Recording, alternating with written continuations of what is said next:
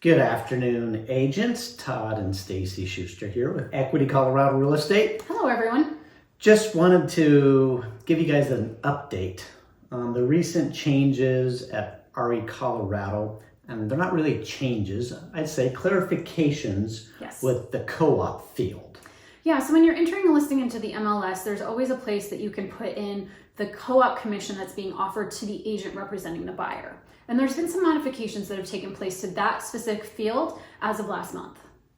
And this really is stemming from the NAR lawsuit against the MLSs and RE/MAX and a few of the larger companies, but it really comes down to all of us. Yes. And we've always said that commissions are negotiable. Yes. And we've always had a buyer agency field, and we even had a broker. Transaction broker field.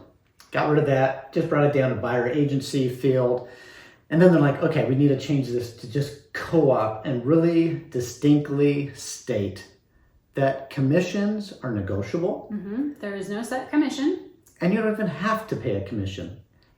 And I think prior to this change, you might have had to put in $1 into the REColorado MLS. Yeah, you couldn't leave the field blank, nor could you put zero. It had to be a dollar amount of $1 or more, or a percentage. Or a percentage. So the biggest change is it now just says co-op for cooperating brokers, and that's what we all want to be. We want to work together and cooperate. Yeah. So all of the realtor-owned MLSs, which includes REColorado, and most of the MLSs throughout Colorado made this significant change last month. And so now you will be able to put in 0 or more in that co-op commission. And that really, like you said, stemmed from the NAR policy that has always been in place, but NAR reinterpreted what that policy stated. And they decided that 0 functions as a dollar amount, where previously they said, no, 0 is not an adequate dollar amount, it has to be 1 or more. So that's why we can now put 0. So what's this mean? Are we going to see any significant changes in the way that we're doing business? And I think we are. I've been saying for many years, it's too easy for a buyer or an agent representing a buyer to say that I'm getting paid by the seller, so don't worry about it. Who's really paying that commission when it comes out at the end of the day? Was it added to the price of the property? Was financed in the property? Did the seller pay it? In the end, I think eventually buyer's agents are going to get a commission paid directly from the buyer, and a seller's agent is going to get a commission paid directly from the seller. From the listing agent. From the listing agent. The listing agent gets paid by the seller. Yes. Right now, we're still cooperating. And I like that we're cooperating because that does help the marketing of the property. Yes. And although we have a limited supply, it's still a tough market. And so I'd like people to really think about that co-op fee as a marketing fee, and that you're having a discussion with your seller, Mr. Listing or Mrs. Listing Agent, when you go and sit down with your seller and say, look, we don't have to pay a buyer's agent anything.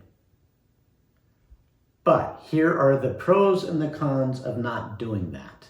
And I think there are some huge benefits in paying a buyer's agent up front. You might attract a larger percentage of agents up front. And we all know that you represent your buyers and you want to find your buyers the best home.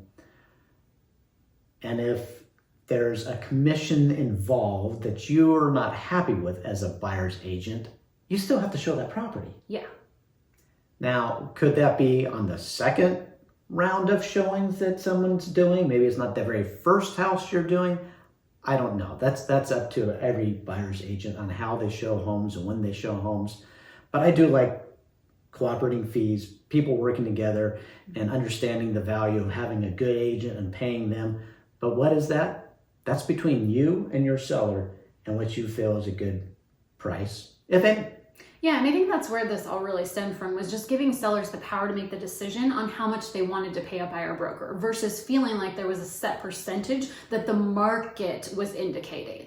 And so now they have that freedom to say, I'm not paying a buyer's agent, or I feel that part of the marketing process and exposing my home to the highest number of buyer's agents and buyers out there, it makes sense to go ahead and offer X amount for commission. And you might talk with the seller and they might say, it's a hot market. There's a ton of buyers that want my property. I don't want to offer anything. Let the buyer's agent get paid on their side. And that's perfectly fine if that's how they want to market the property. Yeah, and the market may transition into that. We might see that in the years to come. Definitely. So when you're representing a buyer, please look at your buyer agency listing agreement. And we've been teaching you guys to do this for several years now because we've known that something like this was coming down the pike. So we've been educating you guys quite a while on how to fill out your buyer agency agreement. So in your listing agreement with your buyer, you have who will pay for brokerage firm success fee. That's section 7.3. And we have 7.3.1, 0.2, and 0.3. And one says, literally 7.3.1, says listing brokerage firm or seller may pay, but buyer is obligated to pay. This is where you can put in how much you as a buyer's representative feel that your wages are worth. Yep. You can put in a 3%, a 2.5, a 2.8, whatever. You can put it in a dollar amount. A flat fee if you want. I highly encourage people to start doing this. Start checking that box, 7.3.1.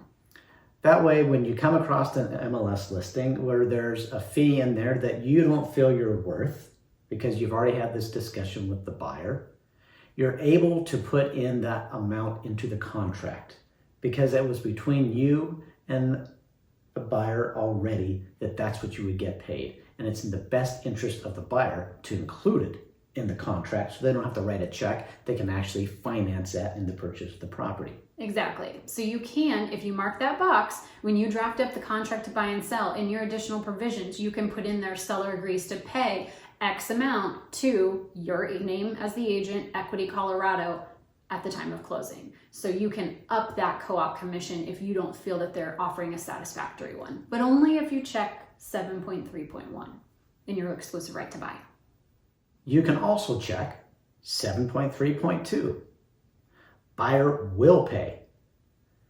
You're not going to get paid by the listing agent or the seller whatsoever. You're up front saying, Mr. Buyer, this is how I work. Mm-hmm. This is the wage that I am worth in representing you.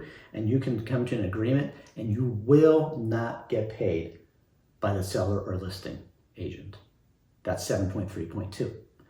7.3.3, buyer is not obligated. That pretty much says whatever the MLS states that you're going to get paid is what you get paid. That's what you get paid. If it's zero, you get paid zero. You're working for free.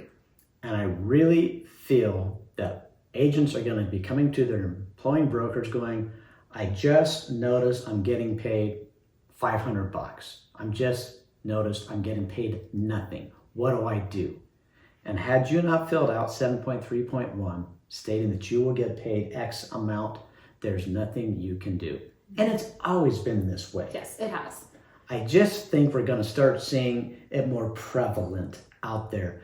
The buyer's agents are going to really want to have that conversation up front that the buyer is paying a commission, which will get wrapped into the total cost of the purchase, versus just relying on a co-op fee. I agree. Not a huge change. It's not earth-shattering, guys. But pay attention. Pay attention, and this is really where you're going to want to articulate your value as a buyer's agent, because we all know in the past, I've heard a newer agent who doesn't want to overcome an objection of working with me. I'm not that experienced, but it's okay. I'm being paid by the seller. I'm being paid by the listing agent. It felt good to say, you don't have to pay me. When all reality, everyone's kind of sharing in the cost. when it's included into the price of the home. Sure. This is just going to be a little bit more in the forefront, really articulate that value and really start paying attention to your buyer agency at 7.3.1, and listing agents really having a good conversation with their seller. If you're going to pay a co-op fee, why you're paying a co-op fee and how that is working into the marketing and into the benefit of the seller. Yeah. Well, we'll keep a pulse on it, and as things come down the pike, we'll be sure to keep you guys updated. Thanks so much. Hope you guys have a wonderful day. Bye, guys.